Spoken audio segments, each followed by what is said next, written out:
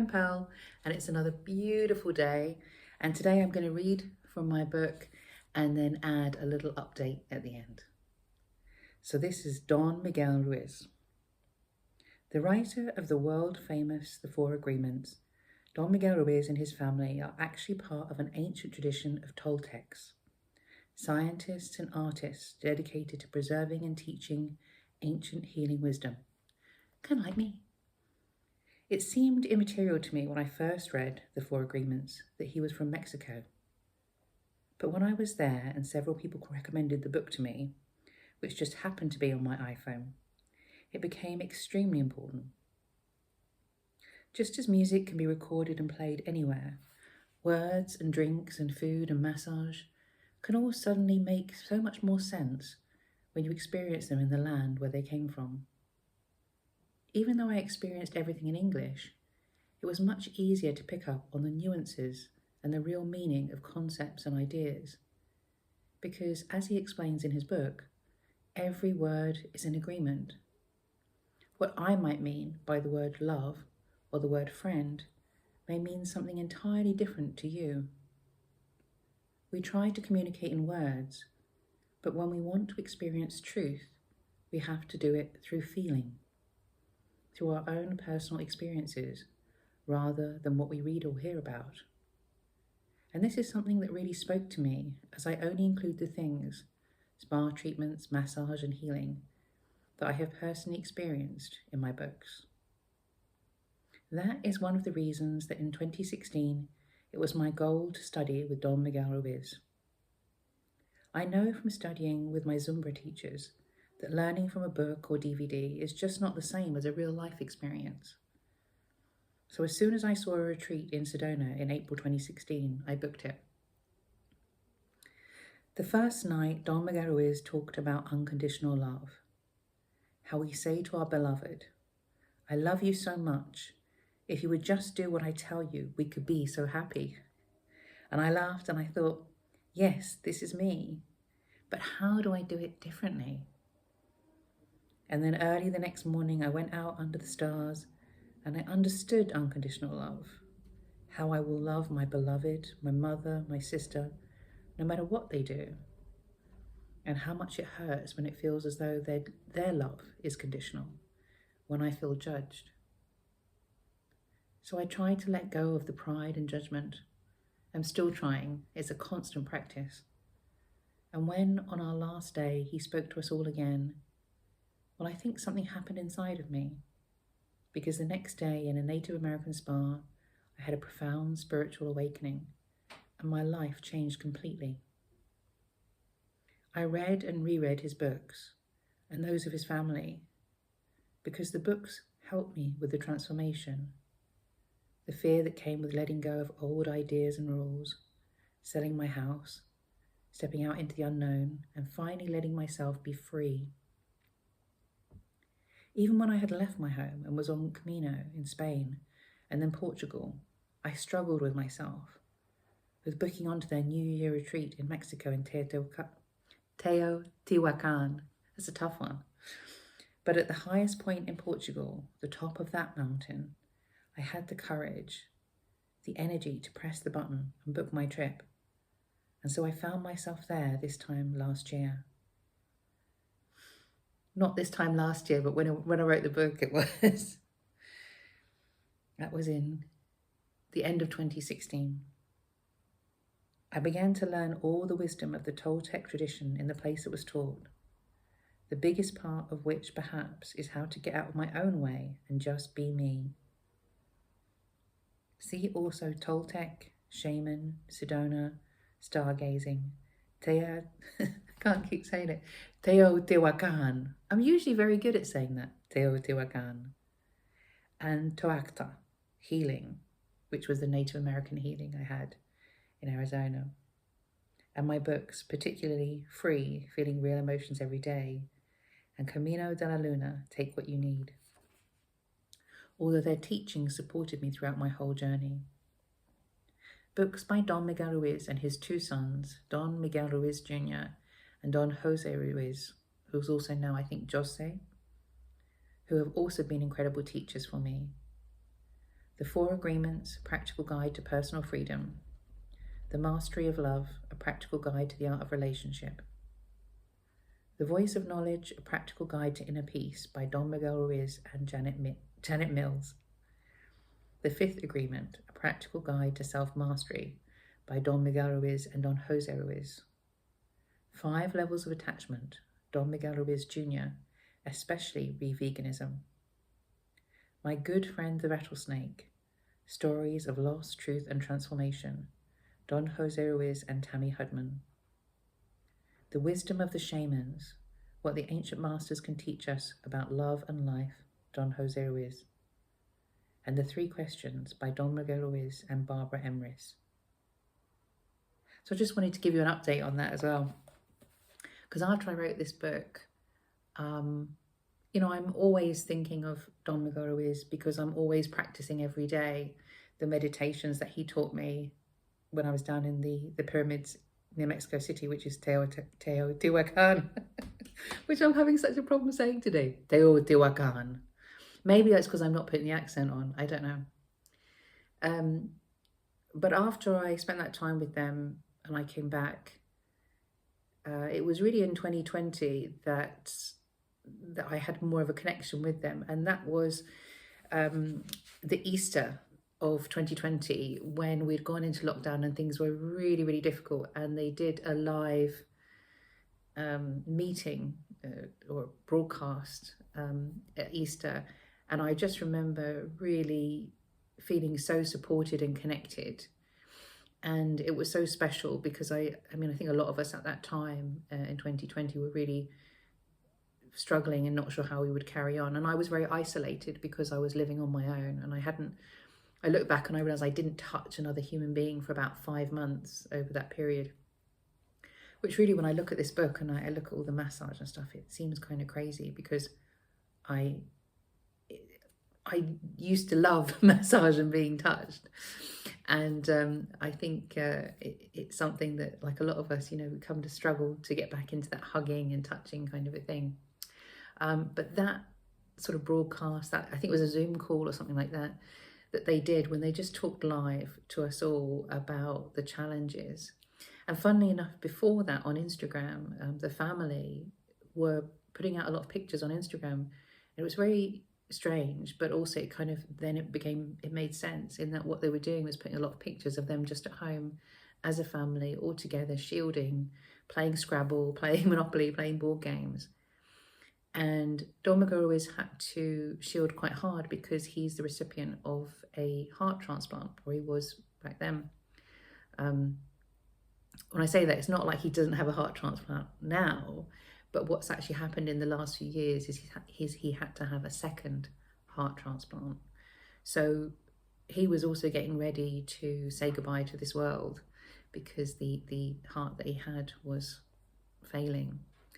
And he's taught me so much about how to live with illness and poor health, and how to kind of live in this world, but also to be prepared to go to the next world as well.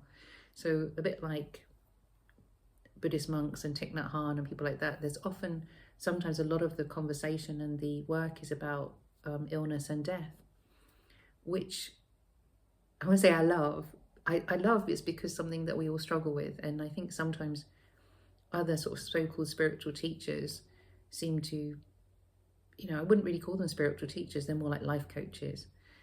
And very often it's all about, what you can get and how you can control other people and how you can manipulate people and how you can make life do what you want it to do, how you can manifest things. I think these teachers, the whole family, and I include Carla Ruiz as well, who's an amazing teacher. It's about something that's very, very ancient in terms of the teaching, and some of it's about, just learning to deal with the things we all have to deal with. But it's mainly about understanding that a lot of the things we believe about love and relationships and families are just kind of assumptions and things we've been taught, and it's all about domestication, as we grow up, being taught to be a certain way, and how challenging it can be to come back to yourself, come back to finding yourself. And so I really needed their teachings in order to help me to break free of all the sort of conditioning and domestication, and just say, you know what, it's okay to be me. It's all right to be me. And if people want me to be somebody different and expect me to be somebody different, that's really their problem. It's not my problem, you know. And my problem is just being honest with myself and being truthful about what makes me happy and learning how to be a happy me, really.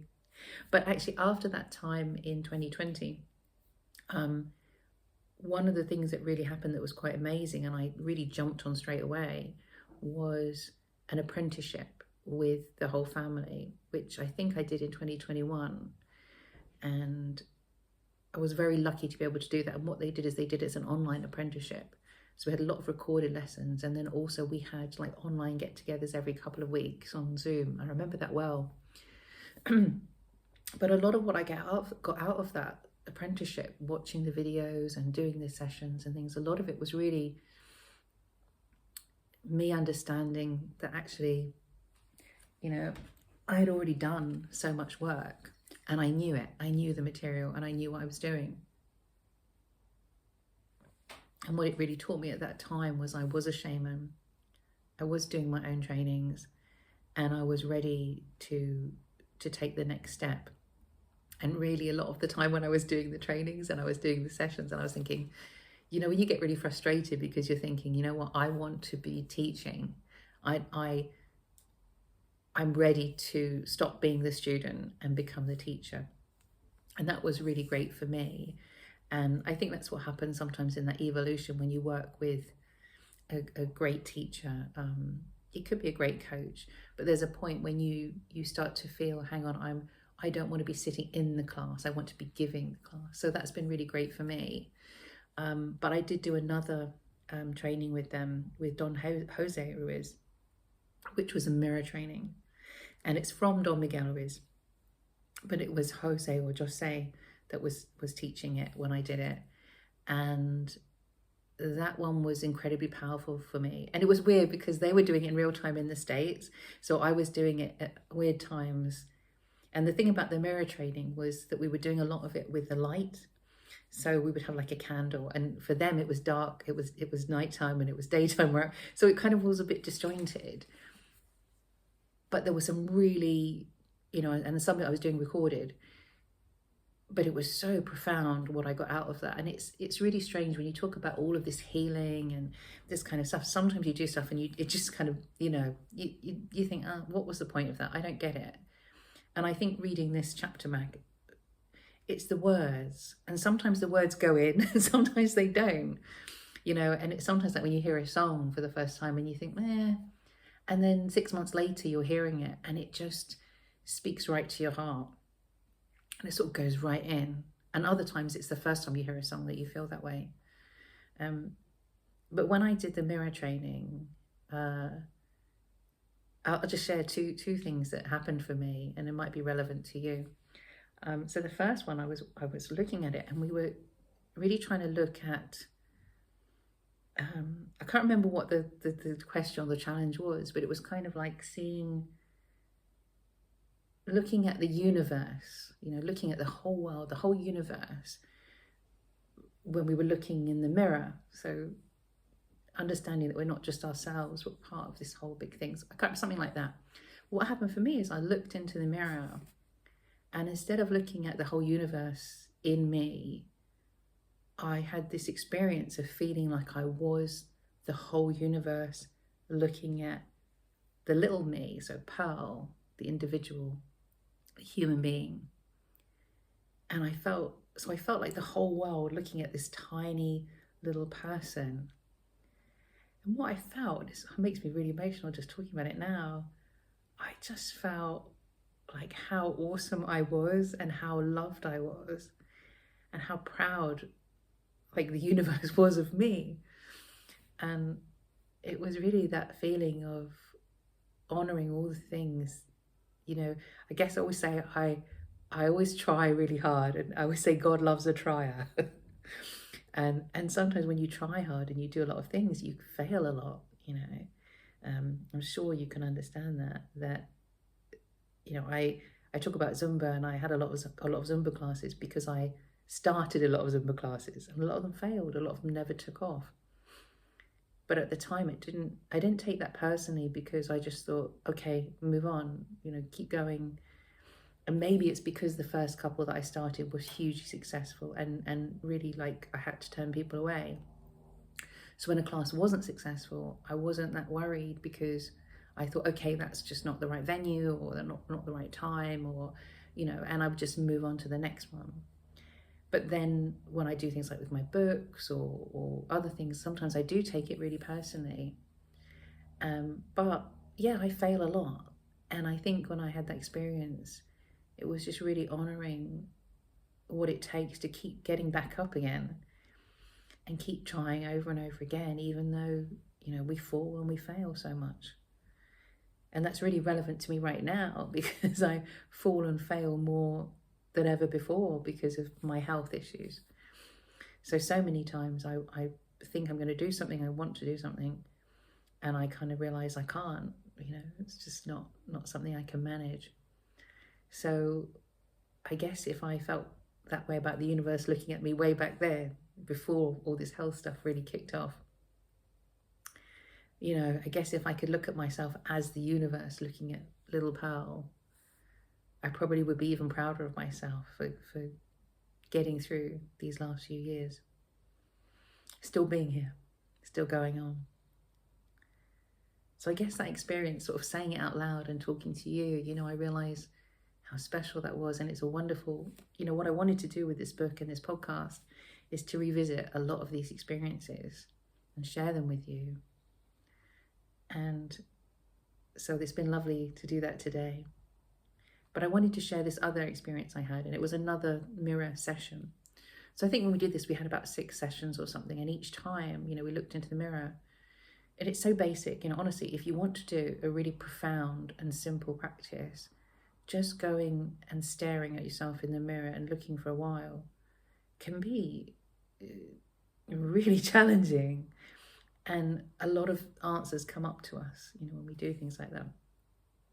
But I was doing that, and I was looking in the mirror, and it was a broad daylight, really bright like today. And I was looking in the mirror, and I was looking into my own eyes, and I suddenly panicked. And I mean, like, really panicked. And what occurred to me in that moment was, it was the same feeling as looking into my dad's eyes or my father's eyes. And he was a very troubled man. And so when I looked in, when I had that moment when I kind of saw my father in my own eyes, it was terrifying, even though he's been dead for decades. And I had to go out for a little walk, and I lived in a lovely little village then, just as I do now. But I was walking around, and it was just one of those moments when I was like, I have to get out into daylight, and I have to kind of go and calm down and do a walk and just be out in nature and all this. And I walked along, and in the little village where I was living, they had just opened like a beauty parlour, spa kind of place.